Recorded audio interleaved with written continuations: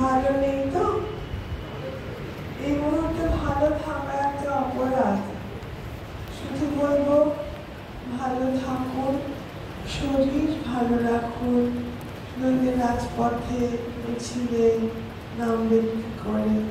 সেই জন্যই যতটুকু দরকার ততটুকুই। মন আমাদের কারো ভালো নেই। আমি অবশ্য এখানে কবিতা বলতে এসেছি, কিন্তু প্রথমে বলে রাখি আমার কবিতার কেন একটা আওয়াজ হচ্ছে মাইকে, একটু দেখবেন। হ্যাঁ, ধন্যবাদ। আমি আমাদের সবার মধ্যে মনে হয় এবং আমার মধ্যে আমি প্রত্যক্ষ করেছি যে দ্বৈত সত্তা কাজ করে।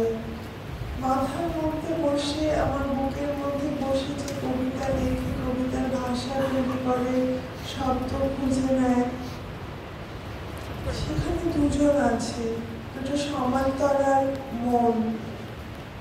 একটা মন চায় নিজের মতো কবিতা লিখতে, যে কবিতা নিভৃতচারী, যে কবিতা নিজের কথা বলে, নিজের ভাবনা, নিজের অনুভূতি, নিজের অভিজ্ঞতা, একেবারে নিজের, একেবারে আত্মগত অভিজ্ঞতা যা উপলব্ধি সে কথা বলতে।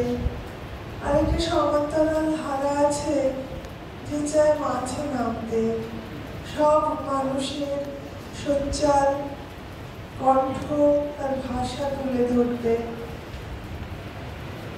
এই দুটি, এই যে দ্বৈত সত্তা, এটাকে নিয়ে কবিতার সঙ্গে আমার ঘর করা।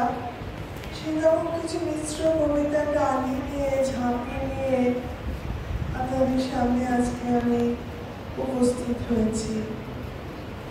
আমরা জানি কালকে কি ঘটে গেল, সেই জন্যই জিজ্ঞেস করলাম। এবং সাম্প্রতিকভাবে যা যা হচ্ছে, কালকে যে চূড়ান্ত পর্যায়ে আমরা দেখলাম, অরবিন্দ বললেন যে আমাদের ইংরেজ শাসনেও এইরকম ঘটনা ঘটেছে, তার নজির আছে হয়তো না। আমরা জানি জালিয়ানওয়ালাবাগ হয়েছে, নীল চাষ হয়েছে, সবকিছু হয়েছে, কিন্তু এই সভ্য সমাজে, এই তথাকথিত স্বাধীন দেশে এরকম একটা নির্দয়, নির্মম, অসভ্য বড় ঘটনা ঘটতে পারে।